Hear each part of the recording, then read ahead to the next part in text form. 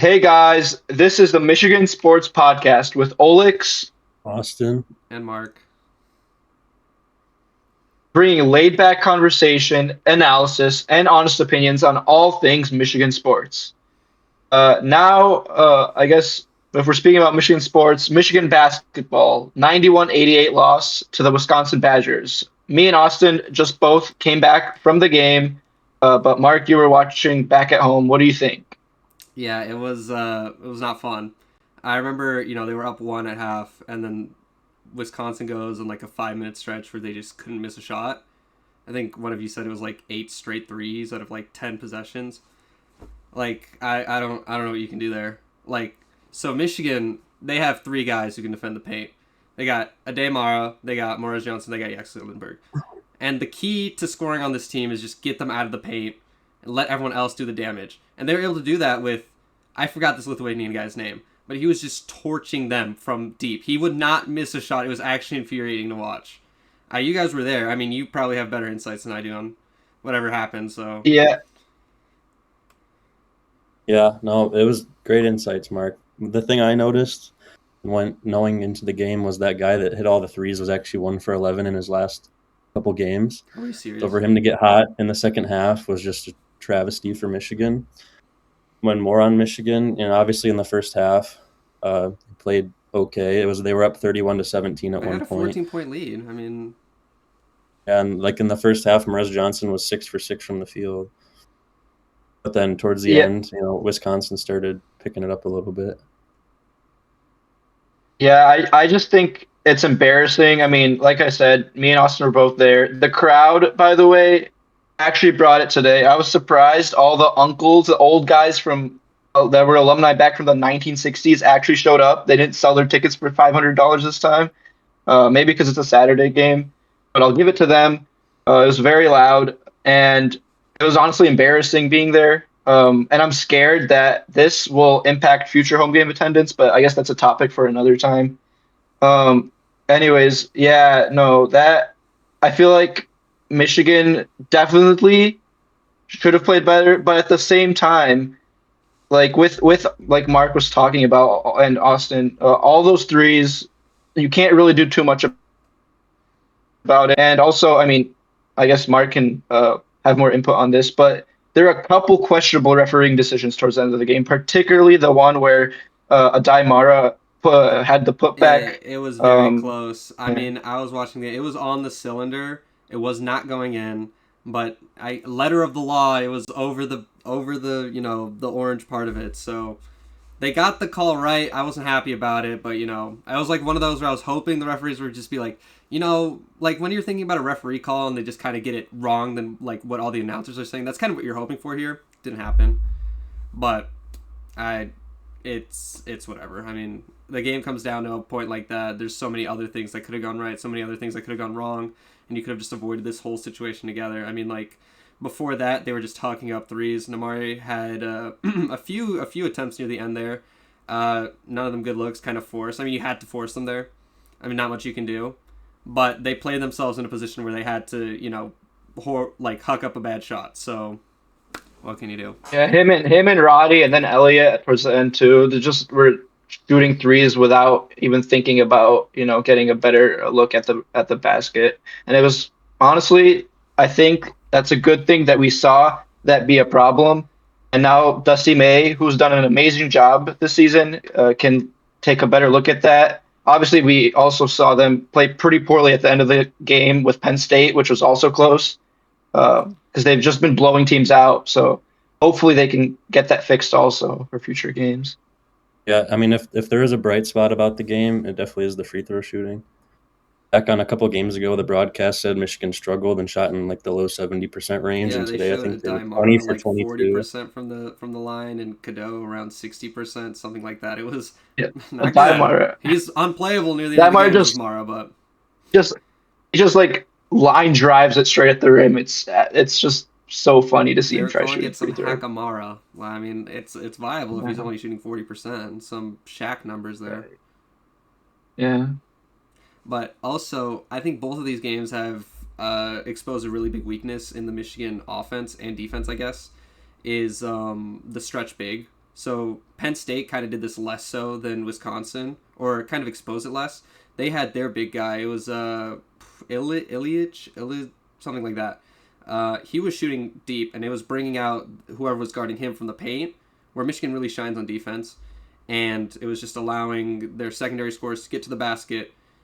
And the same thing that Wisconsin did, but Wisconsin was able to, capitalize on that and also get lucky, make all of their shots. I mean, it's showing weakness in a way that Michigan hasn't been exposed yet. I mean, they've only been in, a handful of close games. TCU, Wake Forest, Wisconsin, Penn State, and am I missing one?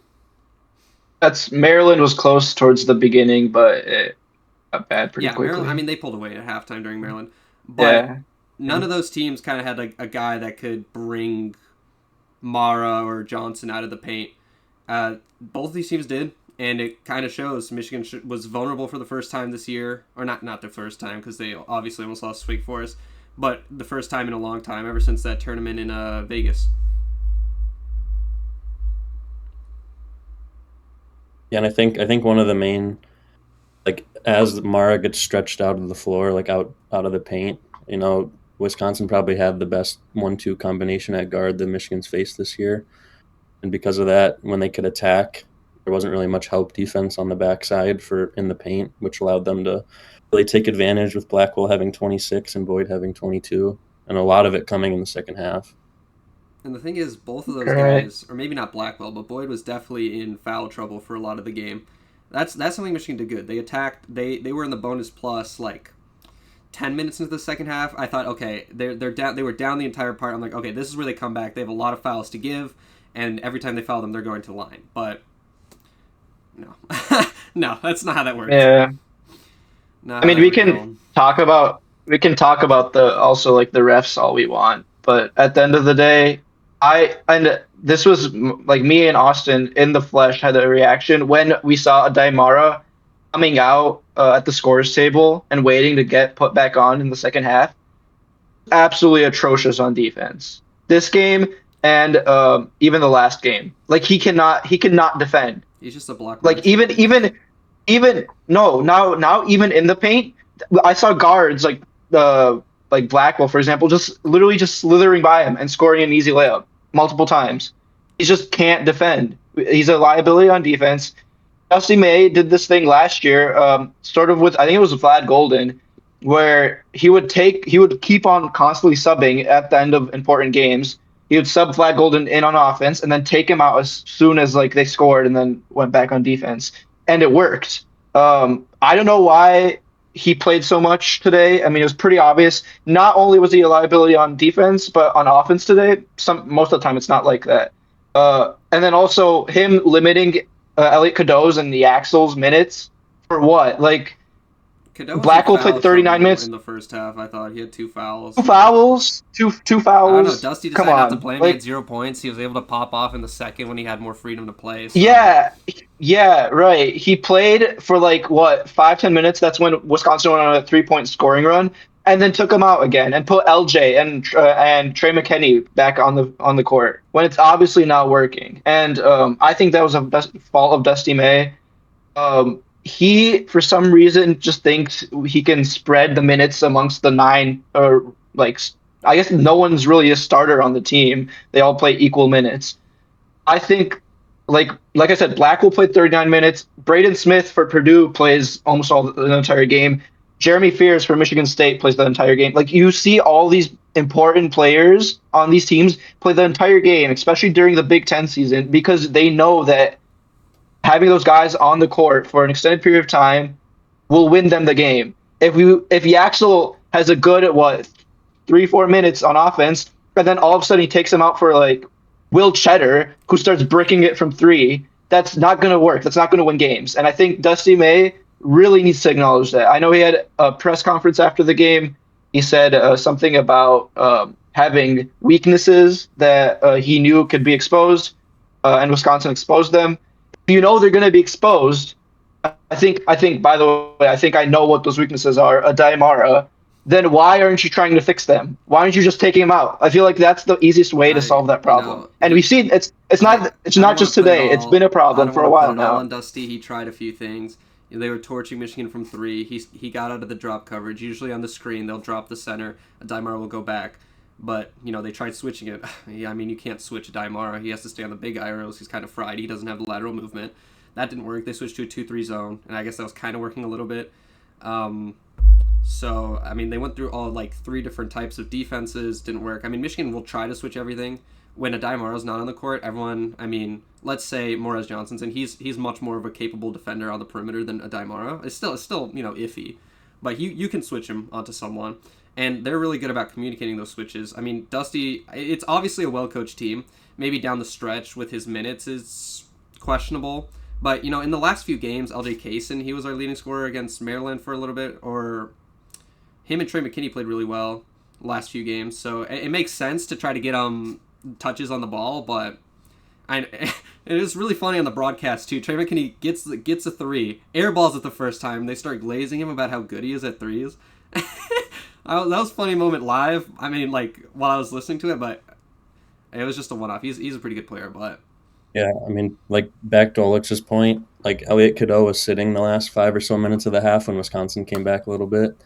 Then when you put him back in the second half, he had 15 points in the first 8 minutes of the half. And then he only logged 25 minutes throughout the entire game. So And then they took him out. There's just... I understand that Dusty wants this to be a whole, no stars on the team thing. And I guess, realistically, there's only one star on the team. There's only one guy that's going to get drafted, Yaxel. Everyone else doesn't have a chance at the NBA draft. Maybe in a year, once they develop. Ooh. Trey McKinney. Maybe, second not this year. He has,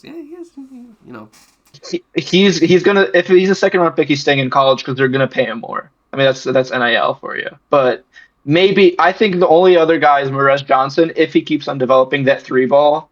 But besides him, none of these guys are players that can stick out, So I understand that. But at least with Yaxel and then Cadeau, when he's scoring 15 points in 8 minutes, like Austin said, keep them on the court.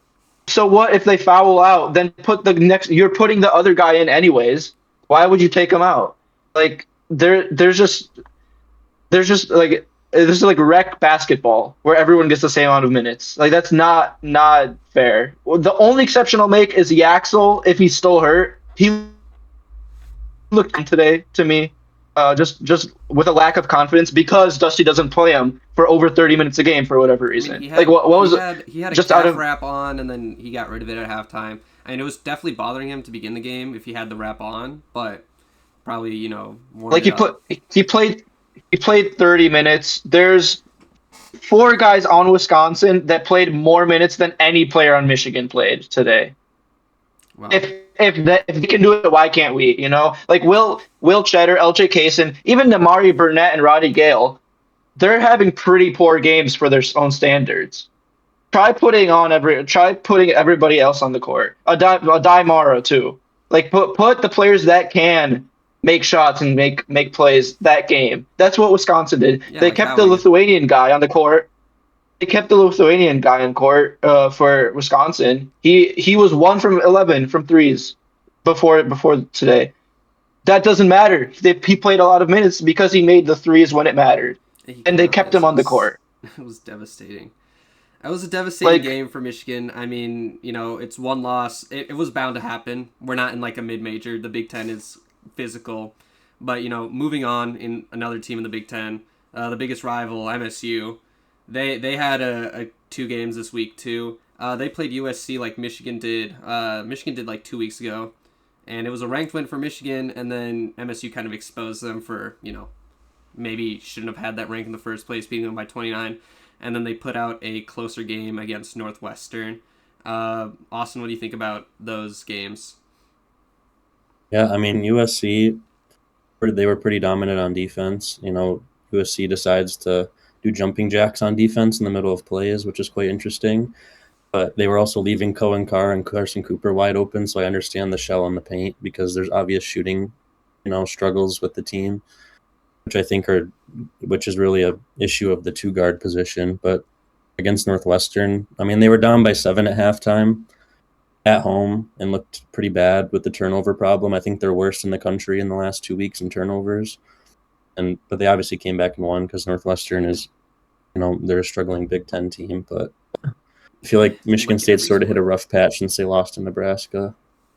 Yeah, it's not a. I mean, I'm impressed by what I'm seeing from Cohen Carr this year, a little more than last year. He's actually able to hit a mid-range shot, like you get him a little closer to the basket. He's not just like a paint player anymore. He's developed a little bit. He's still, you'll still see someone repost like that one I don't know about one that. that one big dunk and Yeah. be like, oh my god, Cohen Carr, like Flight 55, whatever the glaze.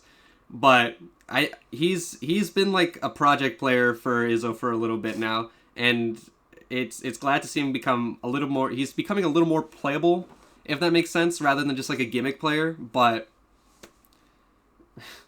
Yeah, Project player, like what does that even mean? Like, come what does on, that mean? Izzo always develops project players. Like, yeah, that none of them get drafted somehow. I wonder why.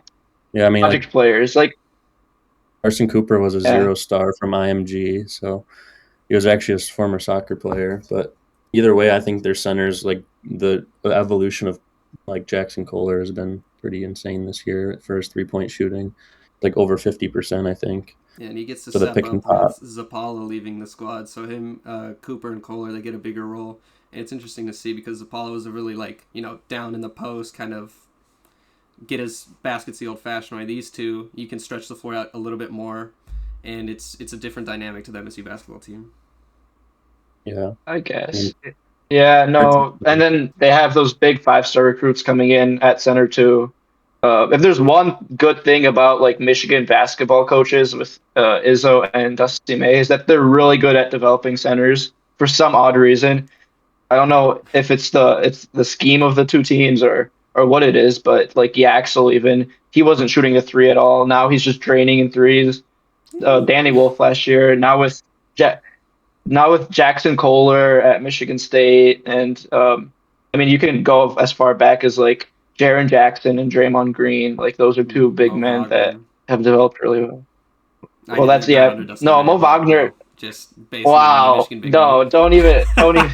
Yeah, don't even talk about the Wagner era. They made it to the Natty, Sorry. bro. It was heartbreaking, but Dante Yeah, DiVincenzo needed to have a game, yeah, but yeah. No, fair enough. yeah. I mean, having Ethan Taylor come in next year will be a new sight for MSU because they've only had two center recruits in the last 10 years, essentially being Jaren Jackson and Matty Sissoko. So and I'm pretty sure the Jaren Jackson experiment worked out pretty well. He was a top 3 pick. So hopefully their future looks bright. But I guess one last thing is their shooting guard position, I believe, has improved a little bit. I mean, Kurtang's up to like 38% 3-point percentage, I think. And he's obviously not starting because of Okachukwu, but that he like him and Jordan Scott have really performed well recently. And Michigan State's main issue is probably their backup point guard. I mean, no yeah, one wants to see Denim Wojcik on the court they brought in a because transfer, didn't they? Wojak. They brought in a transfer to be the backup, right? And he hasn't panned out as much. Ugo Chukwu was it, right? yeah, they Yeah. started putting him at the 2 position because Trey Fort, another transfer, hasn't been shooting as well or defending That's as right, well. Trey So Fort. they've been trying to get more ball handlers, but like against Nebraska, it was completely evident when Ogachukwu was out that Fears couldn't be the only guy out there. Whenever Wojcik came in, it didn't really go the best. I mean, I understand he's had some experience, but it's hard to find people who want to play backup point guard these days. Yeah, in the NIL era. Yep. They can just go anywhere for like $5 million. Yeah, they Yeah. can go to mid major and just get a Speaking of crap ton of which, I money. mean, if Michigan State wants to find another point guard, they could go into the NBA now and find one from there somehow. It's Pay them $5 million to come play. They're already getting paid in the NBA, but they'll get paid more in college. So, The why the not? the game that I thought was most telling for Michigan State was when they played Oakland. It was a very close game throughout the stretch. Oakland definitely had chances to win, like down the stretch. I know I'm bringing it up. I'm a guy who goes to Oakland, so that's the game I tuned into the most. Coach Campy was, he has a very interesting style of defense, the 1-3-1 zone, which its weakness is the corner three. And if you can get your threes to go down, Oakland will lose. They lost by 50 to Michigan. They couldn't miss a three. It was they obliterated them, and it's because they were making their threes. At a mid-major level throughout the Horizon League, Oakland, they'll miss their threes. Even in like the MAC, they beat Toledo. They weren't, it's a high-scoring game. Oakland is able to score. They have two guys who have come in from the transfer portal. They have Zaire Wells, who came in from a D2 level, and now he's worked his way into the starting lineup, and he's doing great things for the team. And Isaac Garrett, who is probably, without exaggeration, the craftiest scorer I've ever seen. This guy will pull out moves that he'll be pulling out at the park. Like, he has no reason to be doing this on kind of like a semi-professional level in the college game. But he will, if you guys need like some sort of like teach tape later on how to, be a goofy, go watch Isaac Garrett tape. He's probably in my like Calc 2 class or something, but he's a pleasure to watch. That's my segment on Oakland. I'll leave it at that. I'll leave it at that. Fair enough. I'll let you. I mean, at the end of the day, they're going to need to win in their tournament. And honestly, I don't think their style of play. I don't think their style of play is consistent enough to win a tournament. Like even in their own conference. They can upset a few teams. They got Brody Robinson, who's just absolutely gross from three. They have like two or three. I understand 3-point shooters who can just torch it up, and that's all you need in March. Let me just bring you to a case study of Jack Golke, who torched Kentucky, and they made it to NC State, almost beat them too, until oh my god, it was like DJ Burns or something, just stop that whole thing. But they're a good team, but I won't. They need to make the tournament to upset teams, and frankly, it's going to be rough. Yeah, Horizon League is probably the second hardest conference. I don't know. They also played Purdue close. They played Purdue close. I'm just saying, no, they're definitely the second hardest conference in college basketball, behind SEC football. Like SEC football tops any the football teams in the SEC are the best at any sport in college sports. Like you can put them anywhere, they'll be the best best teams. I don't think an SEC team. Hypothetically. I don't know. Big Ten is looking good. And speaking of, we got some Michigan football talk here. After the Sharon incident, Michigan has moved on. I never thought Sharon was a good coach. I always thought that win against Ohio State, 13-10 one, where they just kind of grinded it out, that kind of saved his job for another year. And then, it happens. Him and Mel Tucker kind of, became friends or something. And we moved on to Kyle Whittingham and his group of guys. So let's hear what you guys think about that. So I don't know. I mean, honestly, I don't think it's the best gotten. I think Kyle Whittingham is past his prime. And this is me as I have three perspectives on this. As a Michigan sports fan, as a student, and then just as like a college football fan in general. I guess I'll go through each one. As a Michigan student, I am proud of what our university did, that we're not hiring absolute bozos as the head coach anymore. I don't know what Sharon Moore did to deserve having that job. He's a role model. Jesse Minter. John Harbaugh always wanted Jesse Minter, and then he went to the NFL with them. And I wonder why Sharon Moore didn't go with Jim Harbaugh. I wonder. He got like $8 trillion to stay at Michigan. No, because he was a bad coach. Or that. There's a lot more money in the NFL still. Maybe in the future there won't be, but at least for now. Mm-hmm. As a coaching job, Sharon Moore was getting paid pennies here compared to what he would have gotten paid. James Franklin has still got like $80 million on a buyout or something like that. Brian Kelly still has a crap ton on his buyout. There's money in coaching, right? Here. But I'm saying but I'm saying Sharon Moore wasn't getting paid as much, and the amount he was getting paid was getting given to his assistants apparently. So, he definitely wasn't making as much money as he would have made in the NFL. For a good cause, for a good reason. He wasn't a good coach. So as a student, I'm happy that we have a better person to lead the program and just to be an example. Whittingham, from his conferences and from his time at Utah, seems like a good, genuine, blue-collar guy. So I'll give him that. As for my perspective as a Michigan sports fan, I sort of already talked about it a little earlier. I don't think he's the best hire. I think he's a good hire. What do you think would have been the best? It could have been better. I mean, now that if we waited it out, we could have gotten a bunch of NFL coaches, for example. Oh yeah, bring back Harbaugh. He got it. Yeah, even him. Honestly, no, there were definitely better options. I don't think Michigan didn't even and call Kenny Dillingham apparently. So like he wasn't even contacted. Uh, I don't know. I think in terms of like a program builder, again, program builder, Kyle Whittingham's like 66 if I'm not mistaken. He's not going to build the program. He's just going to be here for a couple of years as like a placeholder so that the program It's doesn't 5 turn years over on its max. head. I don't know. And then also his hires as coach. They're not bad. They're not great. Like there were that like for example, wide receiver coach. We could have gone out and gotten the Florida a wide receiver coach who's obviously without a job right now. There's a bunch of guys from Florida that are transferring in terms of wide receivers. That would have been a good pick. But nevertheless, I think again I'm not too satisfied. And then as a general college football fan. I would say somewhat sad. Like I don't know. I'd be critical because again, he's old. He's been at one program for his entire career. He's not from the Midwest. I don't know if he even understands Michigan tradition, honestly. I mean, he's friends with Urban Meyer for crying out loud. Like, not that that should matter too much, but it's college sports. It's not professional sports. Like professional sports, I'd be fine with it. College sports, it's a little different here. What do you think, Austin? Yeah, I mean, he is 66, and no, his situation at Utah was a little bit odd because he wasn't like fired. He kind of just didn't like what they were doing with the privatization of their athletic department, Oh, and they just want to live in it. aren't they getting like a business model in Utah or something like that? And Yeah, I'm it's pretty something sure like that. Utah.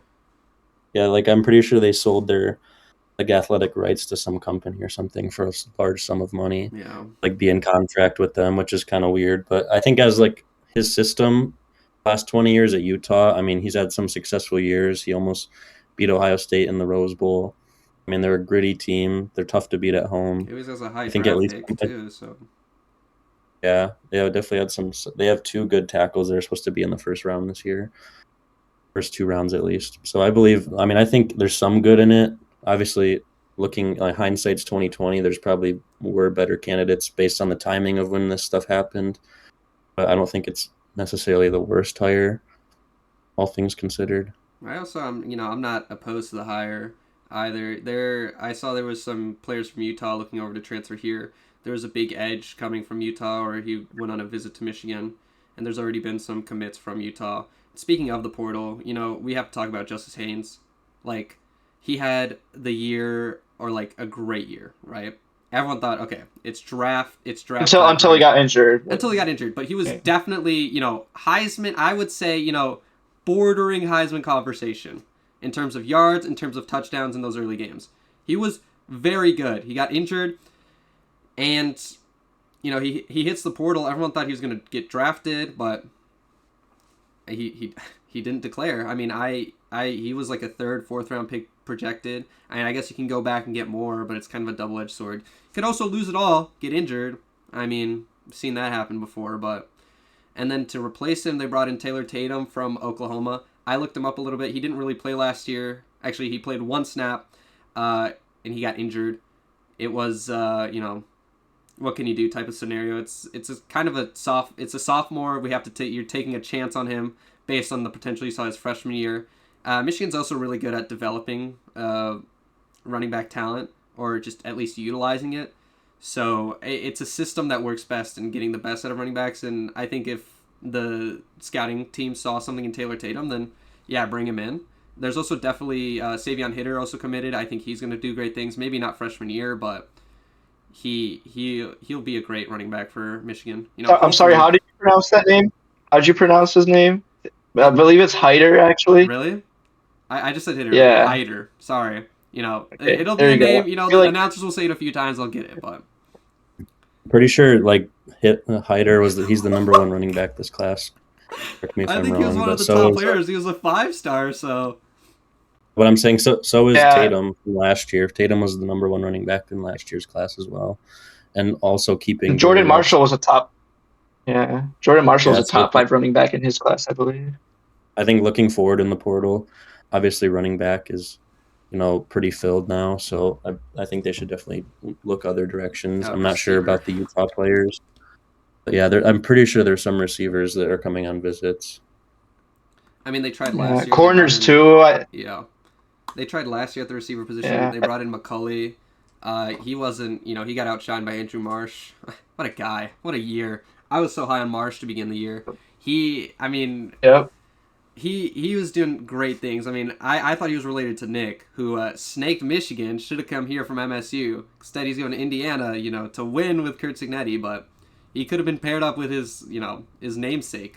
But didn't want it to happen. Too much aura there, so. There's been some tampering in there, but yeah.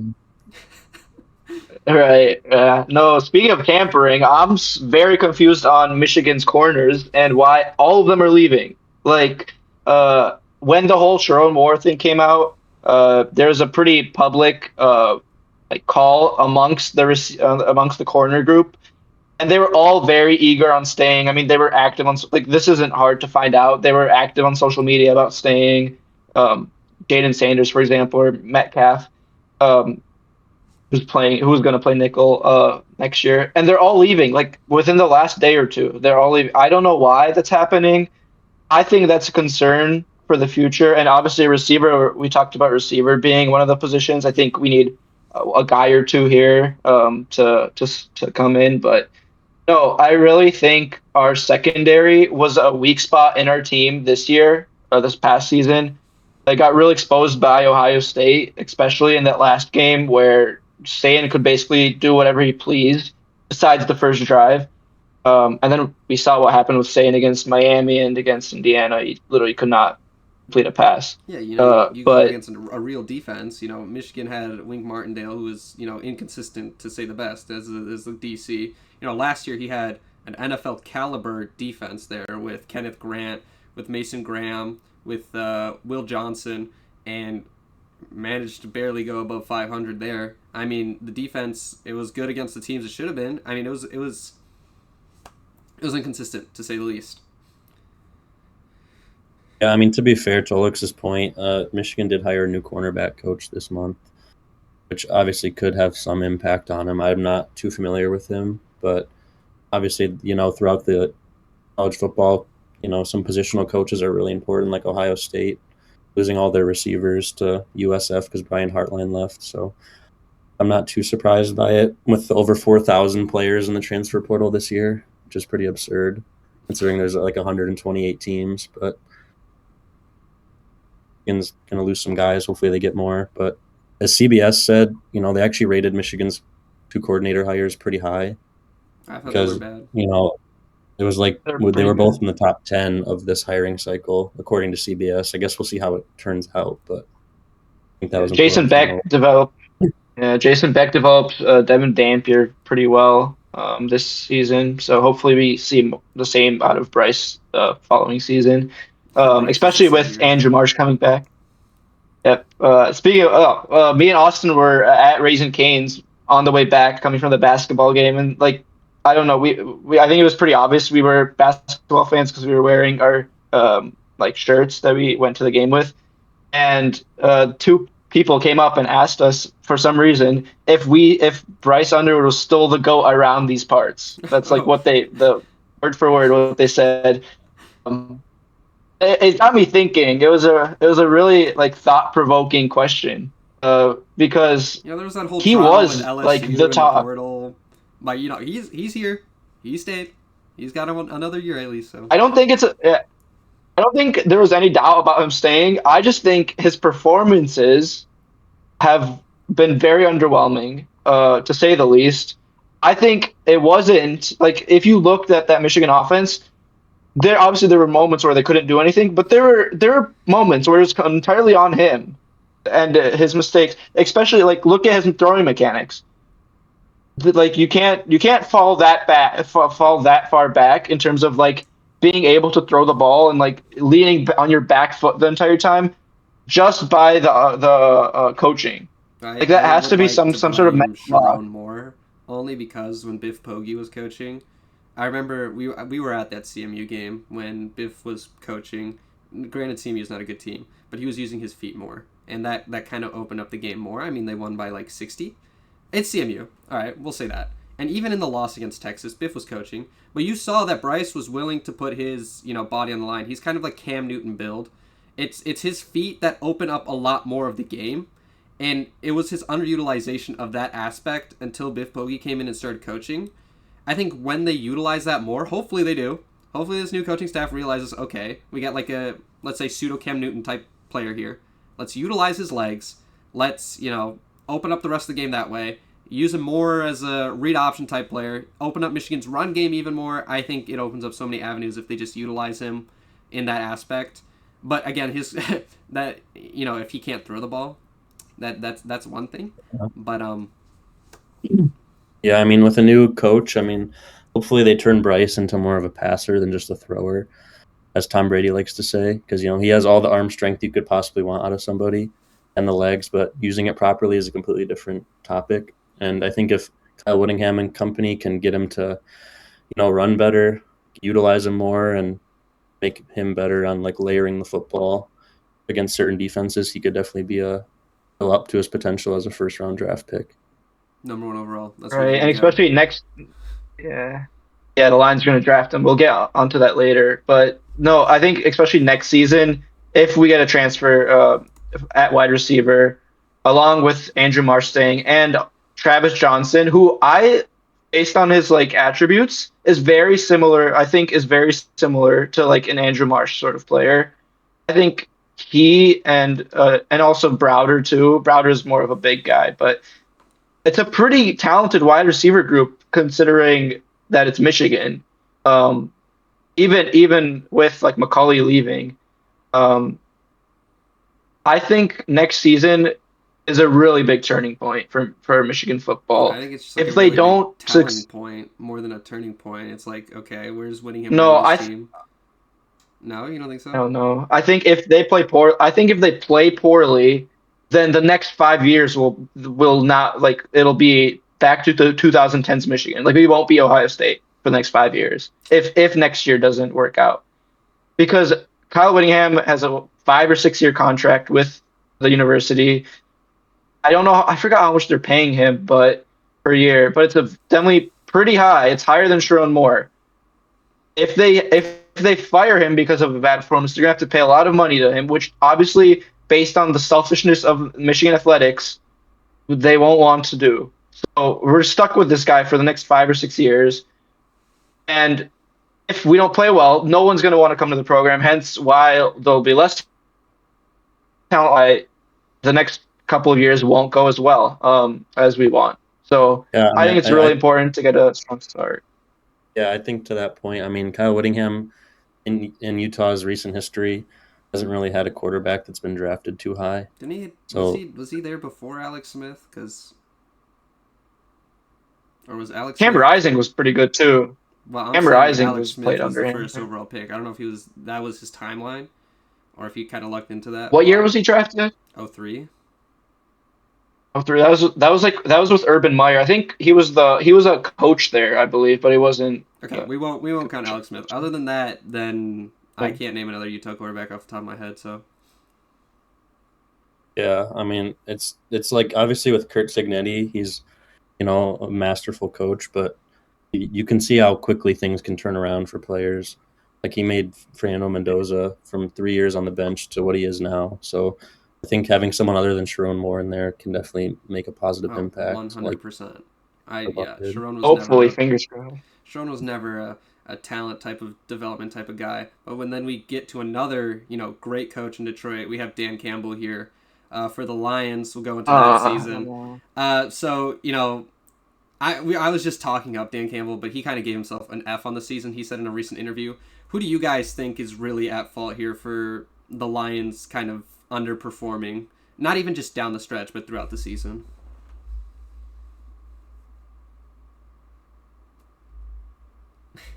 Alex, you have any insight? Okay, if you don't know, I think it's Brad Holmes. I don't think he made any inspiring moves whatsoever in the offseason. He definitely had at the deadline. He had a chance. Or at the deadline too. Yeah, it was pretty obvious. Was awful. Injuries. Our O-line awful. Yeah, could have made a move there. I also think that he definitely had to say, as long as with Dan Campbell, on the coordinators that he brought in. They are both bad in my opinion. I mean, Morton got fired, so I think it's not only me that thinks that it's Dan Campbell as well. But I mean, he literally took over his job in the middle of the season. If that's not telling enough.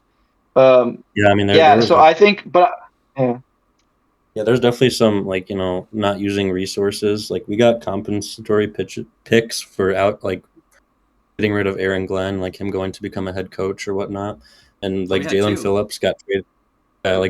Phillips got traded to the Eagles for a couple third round picks where we'd spend them on nothing throughout the season, and he in the next game during the season destroyed the Lions on the defensive line. So I think to actually like Brad Holmes is working towards leaving the Lions like in contention for years to come, but not really reaching the Super Bowl level currently. And let's just talk about the draft that he had last year. Okay, that's kind of where no one was really able to step up with the first overall or our first round pick, Tyleik Williams. I mean, you didn't really hear his name. He, it was tragic there. It was one of the worst drafts in the Brad Holmes era. And this is coming from a guy who found Brian Branch in the second round, who drafted Jahmyr Gibbs early, who drafted Jack Campbell early, despite all the doubters. He saw the talent, and then Jack Campbell just made first team All Pro. I mean, this is a guy who knows how to draft.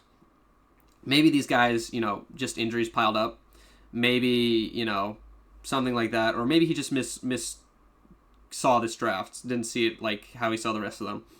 But out of this last draft, he maybe. did find Isaac Tesla, who, in my opinion, down the stretch, he was one of the better receivers in the Lions.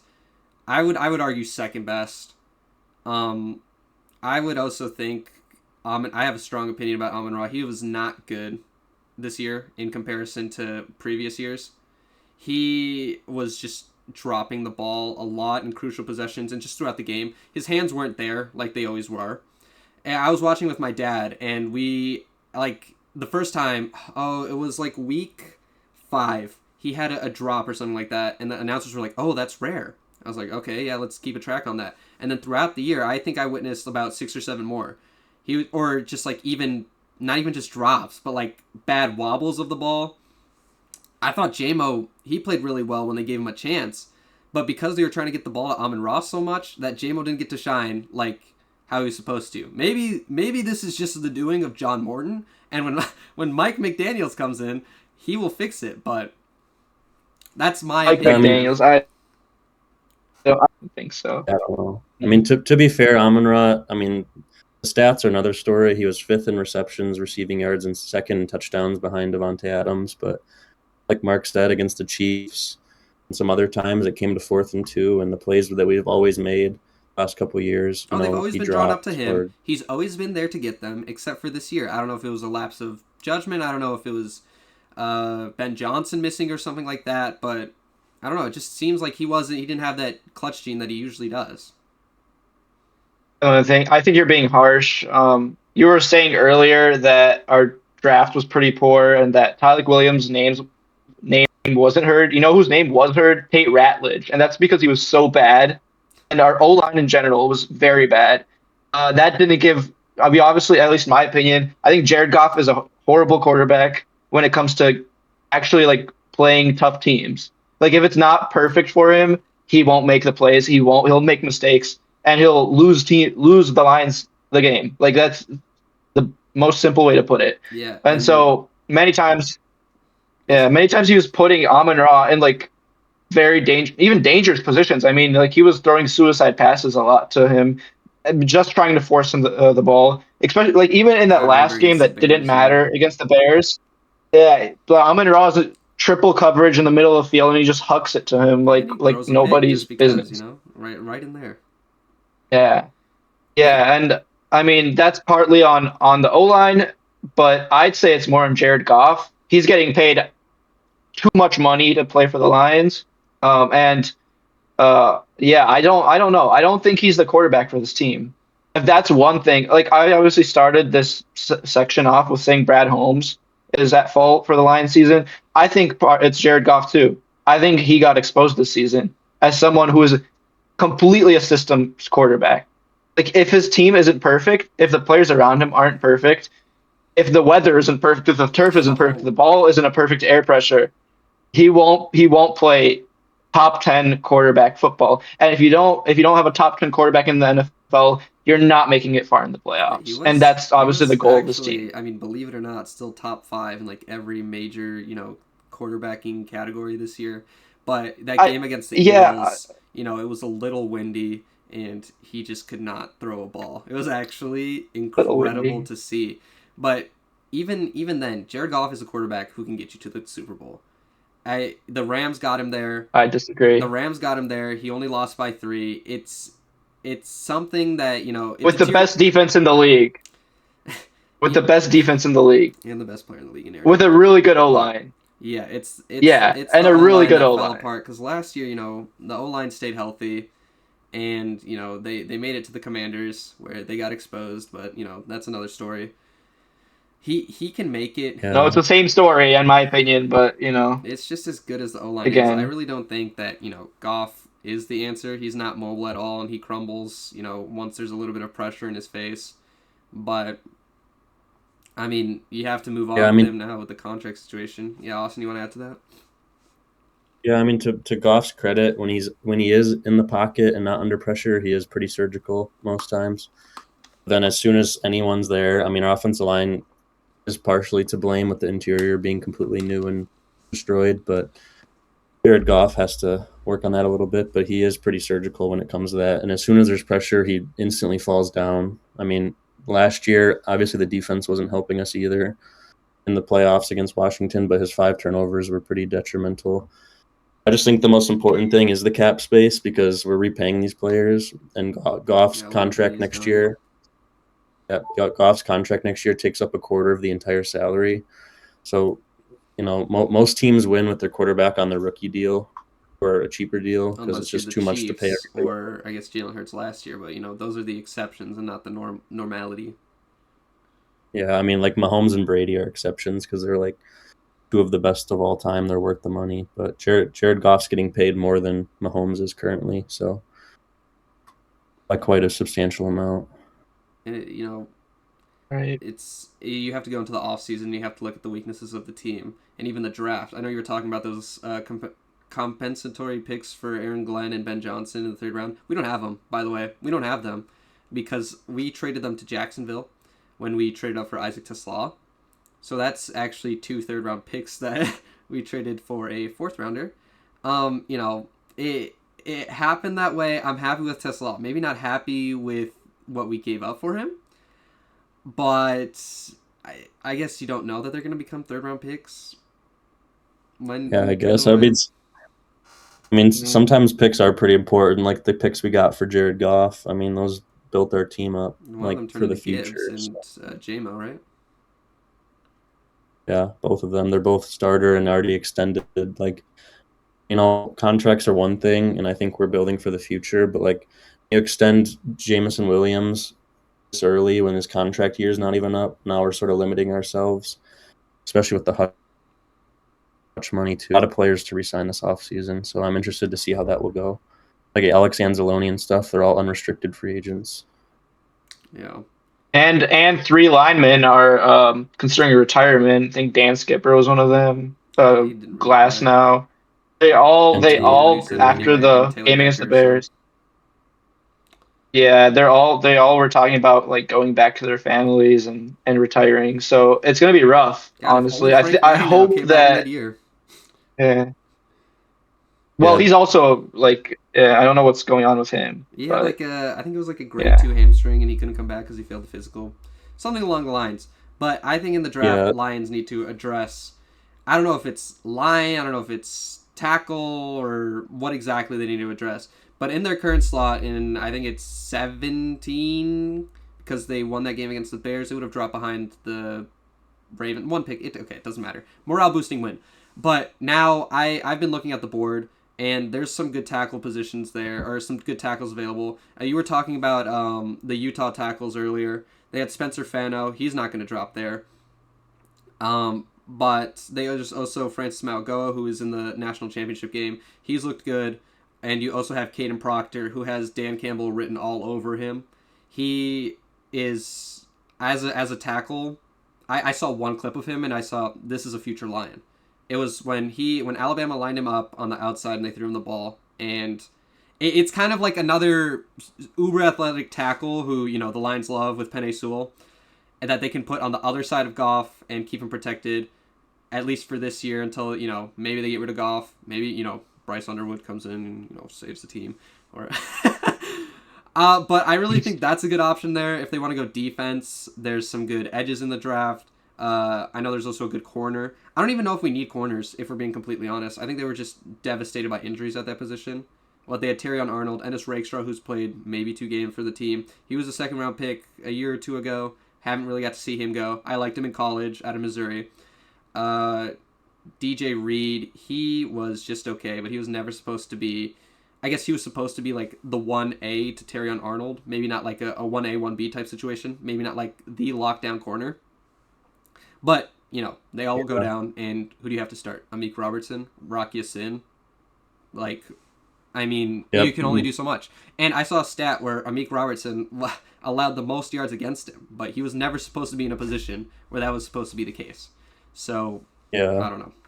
That's why I had to start Thomas Harper and Advante Maddox, because Brian Branch and Kirby Joseph were out the majority of the year, so that didn't help. Like, as soon as Thomas Brian Harper Branch played great, actually, until he got hurt. Yeah, it was just never-ending injury bug with the last 2 years. But back to Mark's point with the draft, the Lions have been pretty good in recent history with offensive linemen, especially in the first round. I think that's what they should do, whether it's a tackle or an interior offensive lineman, which I think are lacking this draft. But they got Penei Sewell, Decker, and Ragnow as first-round picks, and, they've been starters since they got here. And I really think that Brad Holmes can course-correct this year and hopefully make some moves and hire better offensive coordinators to, get the Lions back on track next year. What do we think of Mike McDaniels, guys? Yeah. I think he's a good coach and a good option. I don't think he's going to want to go to the Lions for a coordinator position. I've heard so many teams want him at coordinator, even on the defensive end, honestly. But I've heard. I've seen those takes because so many teams want him. He's just gonna look for a head coach position. I don't know. I'm hearing the Giants are hiring John Harbaugh. So I'm just throwing things out there that I've heard online. Stefanski, that's it. Bad yeah, fire from Browns. Yeah. I don't know how horrendous fire. It's like a Vrabel situation. I don't know how reliable that information is, but I think he's getting a head coach job somewhere, maybe even in college now. You were saying head coaches get paid a lot in college if they're top tier, and he probably is top tier in my opinion. So he might get a fat check in college football. I don't know though. It's tough to say. I think we've made good hires at coordinator in the past with Aaron Glenn and Ben Johnson. Surely we can do it again. I was actually happy when he left. Personally, I didn't mind. Our defense was not that much better from last year, and we had less injuries. Like Aiden Hutchinson was a lot worse this year. I don't know if it's his injury or what it is, but he broke his leg last year. If he had stayed there, I genuinely think the Lions could have gone all the way. He was on a generational streak to begin the year in terms of pressures. He was setting records, sacks. He was just everywhere to begin that year, and it's devastating that he had to go down the way he did. But even then, I love if Mike McDaniels could come here. They put up 70 against the Broncos. I don't know if people forgot that.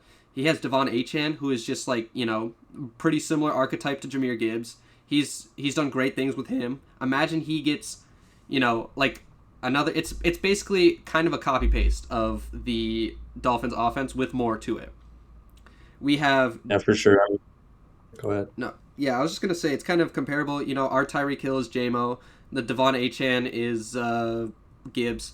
Our Darren Waller could be Sam Laporta, who went down and actually, big reason why we lost games down the stretch and have that option. A lot of the tight end depth also, injury prone there. But he kind of has a mold for what to do with, the personnel on this team. So I like the hire of Mike McDaniels if he were to come here.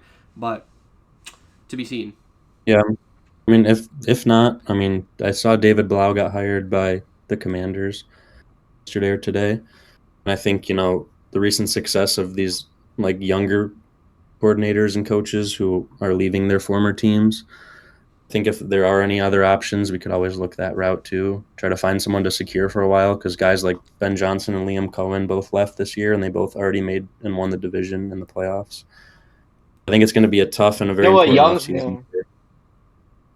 yeah, I know a young coach that was I know a young offensive coach that just lost his job in Sharon Moore. I think I don't maybe we even should think consider was he an him. offensive coach? Are you He can't, seriously? he coached the offensive line and was the co-offensive coordinator before Harbaugh left. So yeah, and also, by the way, I think he can only stay in the state of Michigan. Like he can't leave the state Oh for obvious wow, reasons. wow. But he can coach in the state of Michigan. So I mean, just something to consider. All right, moving on from these No, I'm coaches. just joking, Yeah, but moving on yeah, from these coaches in yeah. the state of Michigan. Another good one, JB Bickerstaff, who saved us from the area of Monty Williams. What a guy. JB out here, he is putting on a generational performance with these Pistons. It's top of the East, haven't really relinquished that spot, have kind of looked like a great team, and they're doing this kind of, in a traditional Detroit way. Playing good hard defense, defending the paint, and going in and getting your own paint points. It's a very Detroit style of brand of basketball, and I'm glad he's kind of brought that back. Right. And I mean, especially with everything that's going on with the Lions right now and Michigan college sports, I honestly think they're underappreciated on how good I mean, they're first on the East by what, 4 games now? Yeah, they've been I think making we need to moves. start talking about them more. I mean, it makes me happy that we at least have a good team in the Pistons and the Red Wings too, which are I think were recently in the top of the Atlantic. I'm not sure if they are anymore, but they're playing right now. I guess maybe that'll be important for whether they're first in the Atlantic or not. But no, I think they are like the team in Detroit. Like it was the Lions for the last 2 3 years. It should be the Pistons now. Even though regardless of how the Lions play next year, which like I said, I'm pretty concerned for the future. I think we need to put more focus on them as a Detroit like fan base because they've been playing ethical, real Ethical, basketball. ethical hoops. No, Cade Cunningham is the most ethical player I've ever seen. No, I'm kidding, but he's doing great things with the Rock there. I think he's second in the league in assists behind Jokic, who, God, he is just a generational talent. But beyond that, and even there's a lot of depth to this team. Recently, they beat the Bulls without Cade, without Tobias Harris, without Jalen Duren. They were playing their backups good minutes. I think Karis LeVert came back from that game after being out on injury, and it never looked like they were a step behind this Bulls team. I mean, granted, the Bulls are probably going to be a play-in team with the Heat and the Hawks, like every year, but they never looked like they were missing a guy. Like never missing a beat. It's just a really deep team. Yeah, I'm pretty sure Beef Stew had 30 points that Oh yeah, game career too. high. Yeah, he Yeah, that put was. he put the world on notice. I personally think Stewart and Duran and all the front court has really improved, and being fourth in rebounds per game and fourth in offensive points or opponent points per game is pretty crucial in their success. And as the commentators say, when their second group comes in, they're really good after the ball. Like guys like Marcus Sasser have really come to fruition this year. Yeah, after coming off that And injury and he's finally been getting some minutes, he's hitting his shots. I liked him out of college. I'm glad they traded for him in the draft, and now he's kind of showing, how he can be a good rotational piece. yeah, him and Ron Holland, I think, has improved this year too. Especially when I watched him the past few games, he's been playing much better, and they get more minutes. And I mean, they've been playing like 8 or 9 guys half the time too. Like the Pistons are pretty deep. I mean, I don't know if they'll compete with OKC, but in terms of being an East contender, I think they should definitely be up there. right. The East is extremely weak this year. Also, I think the fact that the Knicks are in second, and obviously we just saw the Pistons completely destroy the Knicks without the likes of Cade, I guess No, played no, that it game, but was without the likes of Duran and Duran and Tobias. Tobias. Yeah, like that just goes to show how weak the East is. I think, and then obviously we saw last year. Once you're in the final and once you win those 3 series in a row, anything can happen. I mean, the Pacers were a Tyrese Halliburton injury away from winning that final. They were up Oh, they before he brought got him to injured. I think he made 7. like four threes in a Yeah. row. Yeah, he had like 12 or 15 points in the first quarter when he got injured. So it really, I honestly think if any of you guys like placing money on certain specific bets, I would bet on the Pistons to win the NBA championship. Like Stephen their A odds said are to do the good. same thing. I'm not gonna lie. If they make the finals, it's a good little pull there. But Yeah, no, and like I said, their depth. I mean, even we saw like players like Dennis Jenkins just come out of nowhere. No one knew who he was. I mean, people still don't know who he is. I see like Cavs and Knicks fans calling him like a player off the streets, but he's playing better. Like he played better than Brunson when we played the Knicks, ethical and ball. Brunson's supposedly like well, yeah. I mean, we were at the home game last year against the Knicks in the playoffs. Mark, And I we saw thought this game, We got the whole Brunson experience. and this game felt very similar even at home. I mean, and in person, I'm sure it probably felt the same. They were doing some of the chants, and it just felt like every time Brunson got the ball, he was just getting booed. It was a playoff game really, and that's they kind of got their get back a little bit, but it's kind of like a lot of teams want to avoid who they just lost to. Detroit would be mad if they got to the finals and they didn't go through New York. Like, you just kind of want to get revenge, and that doesn't just go for the Pistons. That's for every team. The Detroit is a very vengeful place. The Lions, right? They lost to Dallas last year, and then the next 2 years they just said, "Yeah, we're gonna get our get back. We're gonna get our get back, and you're not gonna like it." It's a Detroit thing. You just kind of want to get back at the people who wronged you, and the Pistons are just kind of an embodiment of that. They're also really good on the interior and defense. Jalen Duren has taken a step. The only big thing I'm noticing, which is probably one of the drawbacks that JB Bickerstaff sees with his teams, is the fouling situation. Duren will get like 3 or 4 late in the game. Beef Stewart will get 4, and then they have to bring in Paul Reed, who's actually been underrated off the bench. He started against the Knicks, I think, and he's just a good guy. He's just a good player, and we have him deep on the bench. And it makes you think with all this depth, right? We have Cade, we have Duren, like the two main guys. Like, should the Pistons go out and add someone to cement this team to either be a secondary scorer that Jaden Ivey was supposed to be, but that injury in the last year kind of limited his progression. Now he's working his way back. But is there someone on the market that the Pistons could get and become genuine contenders? Yeah, I mean there was some I know, just to bring it up, Anthony Davis was an option a long time ago. I didn't think it would be a great idea, and And he obviously fractured that's his apparent hand. now because he's hurt again. More ligament damage off of basically nothing when I watched it. So I'm glad we avoided that. But these expiring contracts, we could definitely move on from and find somebody. I know Olix might know of some other players possibly. Well, I was gonna talk about the players on the Pistons because we have 9 or 10 guys in rotation that can play well, and there's only one. Though, if we try getting a new player, we're obviously gonna have to get rid of some, just for the sake of people getting playing time. And I was talking about this with Michigan basketball. Like, we still need players that go out there and better than others in the rotation so that they can star and they can actually score points. Tobias Harris is on his last year of his contract. Jaden Ivey too. Jalen Duren.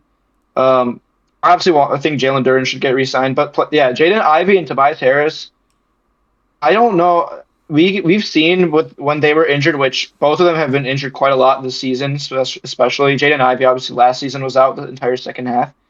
We can go without them. Like, they aren't key pieces to the team, and if we can utilize those two to make a move, and for a guy that's probably, I think, a better helper for Cade specifically. I mean, it really depends who we trade away, but at that shooting guard position, I know Duncan Robinson has been playing that role pretty decently, but someone that can shoot the three well. Obviously, Mark talked about it.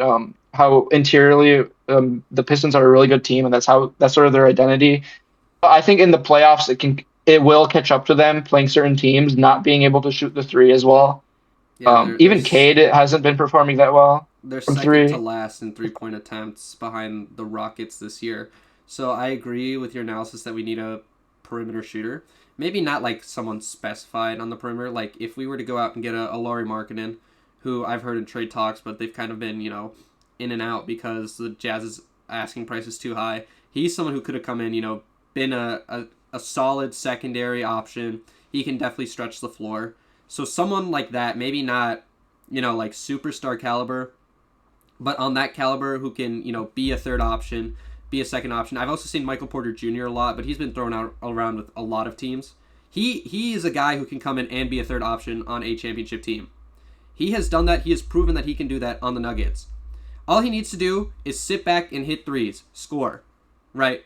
The rest of the Pistons, they have the defense covered. They have that. Michael Porter, you can just come in there and shoot your shots. Maybe not like what you were doing in Brooklyn, but if you get your ethical shots, like how Jokic was giving them to you and how Cade is going to give them to you, if you can just sit there, hit your shots, I think it would work out brilliantly. And I think it would take like a Tobias Harris, who I think, like in a trade package, like a Tobias Harris and then one of the young guys on the bench. I don't know if it would be Ron. I don't know if it would be Jaden Ivey, and then maybe some seconds. The only thing I don't want is for them to give up Asar in any of these trades. If he becomes anything like his brother, develops some sort of, consistent shooting game, he has the potential to become one of the best players in the league. His defense is already there. His defense is already one of the best in the league. So, taking another step forward, him and Ron, really, just great defenders, both of them, just need to develop an offensive game. They could run the city of Detroit. They could run the league. I mean, I think if we're going to talk about trades and improvements of this team, I honestly don't think we need it this season. Just because, I mean, why change? We're first in the East. We've been playing better than everybody else, statistically even. There's no point in changing when something's going well. Now, let's say next season, if there are clear issues and we're falling back in the standings, like 6th or 7th or 8th, getting towards that bubble spot, then obviously, like we will, like the Lions haven't been doing, we'll need to make some moves and use our pieces effectively to help what I assume would be Cade out.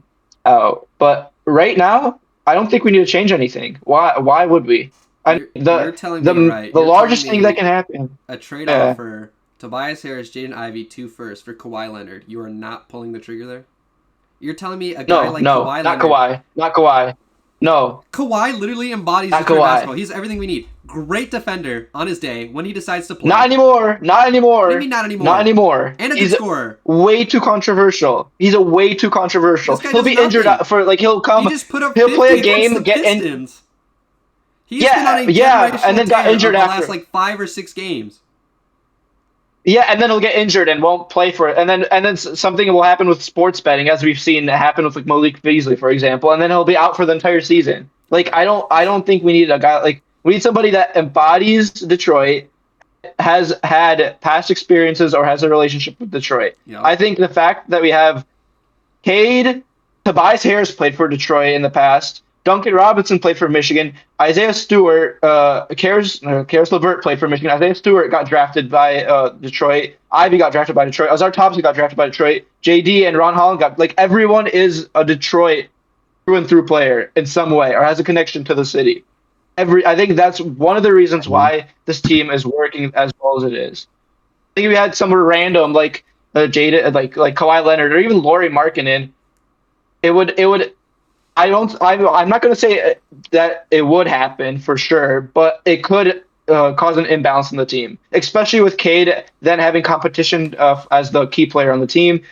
You never know what happens in those scenarios. I mean, there's been trades in the league where, like with the Dallas Mavericks, I mean, this is a really bad example, but like Anthony Davis comes in and he's injured for half the games that the Mavericks play, to the point where they're like playing with an emergency lineup last season.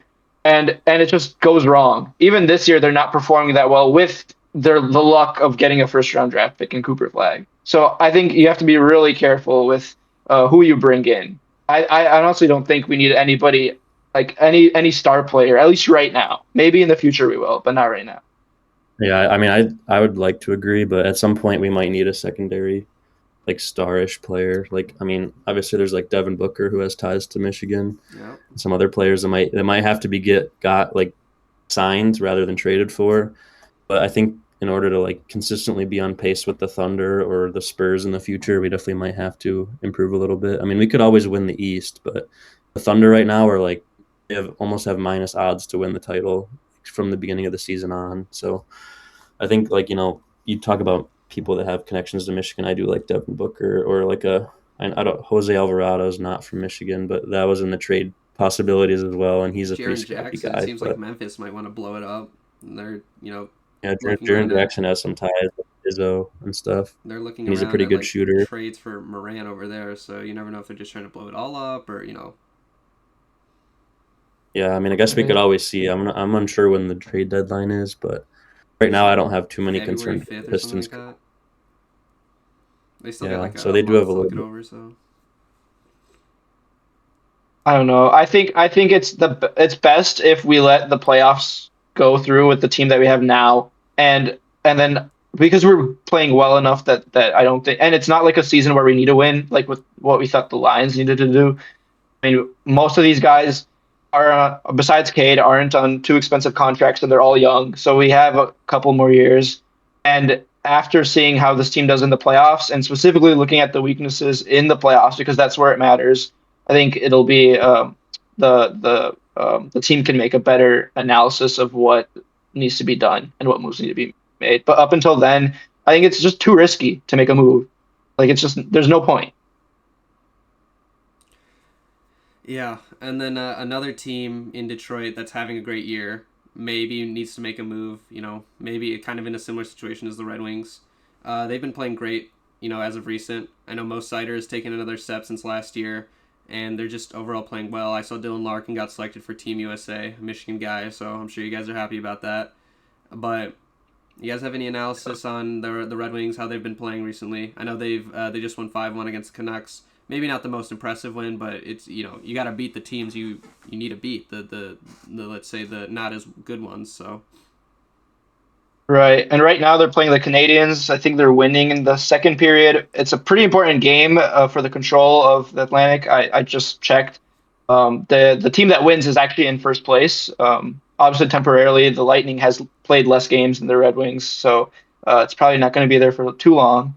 Um, but yeah, no, I think the Red Wings aren't in a similar position with the as the Pistons are, just because they have a lot more like a lot more players that are a little older, like Patrick Kane and Alex DeBrincat. Even Dylan Larkin's getting up there. I think he still I has a think he's lot in of his years in 30s him, though.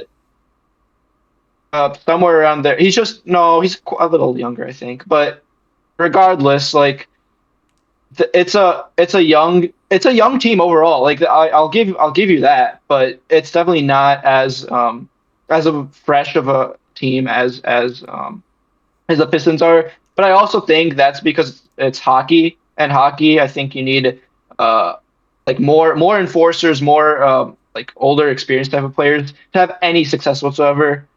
Which is why I think they're doing relatively well. I don't think, unlike the Pistons, I don't think they're a team that can make it too far in the playoffs. Maybe they'll win the first round, depending on what team they get to play. But I think they have too many inconsistencies with how their offense plays. There's a lot of reliancy on the power play. Yeah, They're to be fair to them, their team is really good on the power play. Like when we have Raymond, Larkin, DeBrincat, and Kane on with Moritz Seider, like against 4 or 3 players, that's almost unstoppable. I mean, I don't know exactly what position we are in terms of the power play conversion statistic, but we're definitely up there. But at sometimes we become too reliant. I was at a game recently against the Buffalo Sabres. They were winning 4-1 actually, but 3 of those goals were from power plays, and um, and then we sort of just fall apart when it's 5-on-5 hockey. So I think just depth is something that we could work on, and hopefully that comes with the younger guys that we drafted developing. I know there's a couple guys, um, like Trey Augustine, for example, at goalie, which the goalie position of the Red Wings needs to Tim improve a little. Tiffy. We don't really have a clear guy. Yeah, so Trey Augustine could come in maybe to assist with that. But yeah, no, there's a core group of young players that I think can develop into better role players. But for now, I think that depth is what's missing. I do like the defense this year with Mo Sider and Edvinson. I saw recently they were playing. Edvinson's just a guy who also embodies Detroit. He got hit right in the knee area, no padding there. Right during a power play defense, he got hit there. He blocked the shot, and then he gets up, limps, and blocks another shot.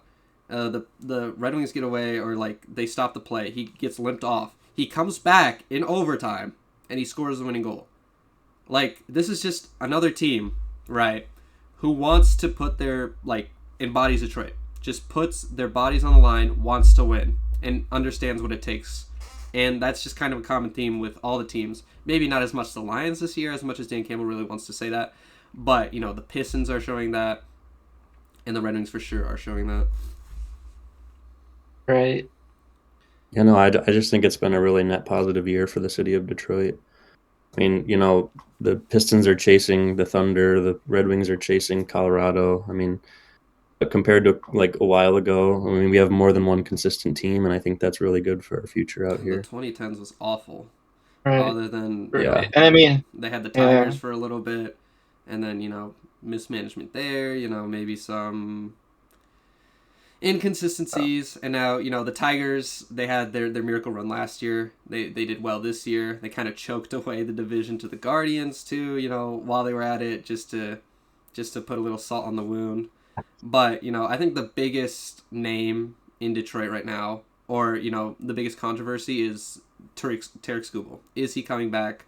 Will they pay him, or will they trade him away for something? Because this is the guy, two-time back-to-back Cy Young winner. It's not something that you see too often nowadays, with them trying to rotate pitchers, or the MLB trying to rotate pitchers a lot more. And he's just a guy who has stepped up. Do you guys think that the Tigers will be able to keep him, or is he going to a bigger market for some capital, maybe some talent from the farms? What do you guys think? I personally think he won't be here, but as the arbitration hearing just happened, I mean, there was a $13 million discrepancy between the Tigers and Skubal. David Price years and years ago settled for $19.75 million, and now the Tigers are writing in Skubal at 19. So I think he should continue and take that and try to get more pay. But that and the controversy of last year, when they weren't even remotely in the same ballpark for contract, I think $300 million off. I think, yeah, hundreds of millions. I think we should at least try and trade him if that's the case. I mean, I love having him on the team, back-to-back Cy Young winner, but I don't think his future is looking that great, especially with New York and LA just throwing money out there that the Ilitches won't write. So I think this is a bold take by me, but I think we should keep him and just let him go for free at the end of the season. I think we just ride the season out and because every single team knows we're not going to keep him. There's no threat of us keeping him. So the teams aren't going to give up too much for him. So I think if we play it smart, we try to improve the team around Skubal, particularly in the offense. I know towards the end of last season, our batting was just atrocious at times. Oh I mean, God, Javi Baez, for God's sake, triple overtime, or oh my God, they could not hit the ball. It was horrendous when I was watching. What the worst game I think I've seen in many, many years. Just not even just Tigers, in general. Right, but I think that's one position we can improve this right now. If we're keeping Skubal, I think if we do that, we can keep Skubal for a year and just try to go as far as we can this year. And then after it happens, just completely restructure the team, because I think this is sort of especially with Skubal leaving presumably after the end of the season, whether it's a trade in the middle of the season or it's at the end with free agency. It's the year for the Tigers. I mean, the way we started out last season, if we could do that again with a couple new players, there are a couple good picks in free agency that we could sign. Eugenio Suarez, which we didn't sign last year, which we could have, but we didn't. He's back there. He sort of tortured the Tigers in the postseason. I don't know if the players will be happy with him there just because of that, but I think picking up a piece or two like that and then keeping Skubal and just saying that this is the year. If we lose, we lose, and then we restructure the entire team, especially with our the young players in development. McGonagall at shortstop, he's a really good prospect. I think he might play this year actually for the major league team. Yeah. We can restructure the team after this year. I mean, we just signed Riley Green for one last year. They have the best farm in the league, right? Sorry to interrupt you. I know that the Tigers are up there at least in their prospects. So, Yeah, we've definitely always been there. There's definitely some guys to bring up in the future because as of now, I mean, the lineup looks pretty similar to last year. I mean, there's a couple of solid starting pitchers, but towards the end, I mean, the ERAs were looking pretty bad for a majority of them. So hopefully there's some guys in the farm system, and maybe, I know there are some injuries to our starting pitchers that limited them from coming back. But I think knowing now that Riley Green and like the three guys in the heart of the order are signed for $12 million total for this next year, that the Tigers are not really going to write huge checks, and they probably never will, even if they are capable of it. So, because it's purely up to the ownership. So, and I hate that the ownership matters so much because it was even the Lions, same thing. Martha Ford, she was there when the ownership went to Sheila. They started to make the moves. That's when they fired Matt Patricia, got in Dan Campbell. And it's the same thing here. And also, not to just draw parallels with the Lions this whole time, but I feel like Tarek Skubal and Calvin Johnson are kind of drawing a little like similarities here. Both guys who maybe not Calvin Johnson as much, but big mega stars in the city of Detroit. Maybe doesn't want to be here. Calvin Johnson, I guarantee you, if you trade him to, I think it was Vegas at the time or Oakland at the time. I'm so sorry. They would have. That was the rumor. Like he would play 2-3 more years on like a winning team there.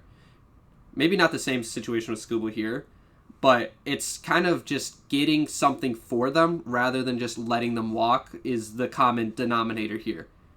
Like, I get your point about running it back, best possible team is with Skubal on it, and I 100% agree. But you get something for him, and you find, Moneyball style 2-3 guys who can replace the production that he brings in, and you're right back there. Even more depth in the playoffs, and don't have to start Cater Montera 2-3 games in a row as a reliever, and you just have more guys there who can pitch. It's just, maybe I'm basing it off one game. Maybe you don't go 14 innings deep every game and have to play 2 starters, but it's having depth is just so important once you get later into the year, and even throughout the regular season. 162 games, anything can happen.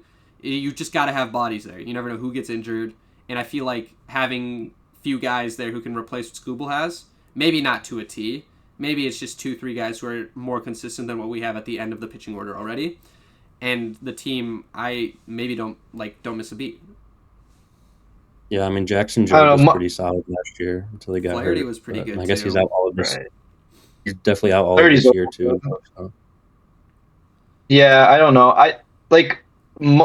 You were saying Moneyball. Moneyball is a glorified documentary. Like, that's just not realistic anymore in the modern game. I think, like, we were speaking about the Lions, or we were speaking about the Lions earlier. Like, the Lions also made conservative moves. That's Brad Holmes in a nutshell. It's conservative. They tried last year to bring in They Zadarius Smith, and he didn't do much. But at least they tried last year. but they gave up basically, yeah. But they gave up basically not. I'm just saying, like, you're gonna get not much for Skubal, or Really? The Yankees. I think, yeah, the Yankees basically just farm pieces. That's it, and like a rotation guy that doesn't even like start on the field most of the time. Like, no, genuinely, because every single team knows there's no reason for them to trade for Skubal for 1 year just to re-sign him again. Like, there's absolutely no reason for teams to trade for him. Be the team, and if I'm the Dodgers, yeah, why not? yeah. I mean, if the Tigers, or the Mets, yeah, if the Tigers care so much about if they care so much about cash considerations or whatever that means, like and like farm picks that aren't even close to what the Tigers have in their farm system, like then go for it, I guess. But honestly, in the grand scheme of things, even in the long run, it won't make a difference if we trade him or if we don't. It'll basically just be we get a half a season less of school ball for the same result. And that, I mean, if you want school ball for half of a season or you don't, like that's a pick. And I would rather have him than not. So Yeah, well, I mean, so much you can do with the Tigers, so much you can do with the Pistons, so much you can do with the Lions here, but sadly, we're not in charge. And even in the college games, the basketball teams, the Michigan basketball, it's looked, this is the first time they've looked truly vulnerable all year. They found a weakness against them. MSU basketball still has their identity as a good defensive team, maybe missing a few scorers. It's just, all of these Michigan teams, it's good that, at least the vast majority of them are at least good this year, at the very least. Good to, bore I them. think All of them, I think had seasons above 500. And that's something that we haven't seen in Detroit in a long time. At a minimum, right. full scale. With a bunch of good young cores for every single team in the state. And I mean, I don't want to go too off tangent here, but even in soccer, Detroit City FC, they're building a new Oh yeah, I stadium saw for that. 20,000 people. They just broke ground like recently. I think that's also a really big key. Also, we've seen soccer grow so much in the country as a whole, in the state. I think it's the third most popular sport now. Over baseball, officially the last couple of months. I've seen that in the country. So I think it'll be like for the future. I think it's Detroit is a really good spot, and obviously the next couple of times we'll be talking about sports. We'll keep that in our minds as we talk about even like the Pistons, the Red Wings, and the Lions. All right. Well, thank you all so much for watching the podcast. Our socials will be linked in the description below. Follow us on TikTok. Follow us on Instagram. If you're seeing this on YouTube, subscribe. If you're hearing this on Spotify, follow the pod. We'll have a new episode every week. And for now, until next week, I'll see y'all. Yeah.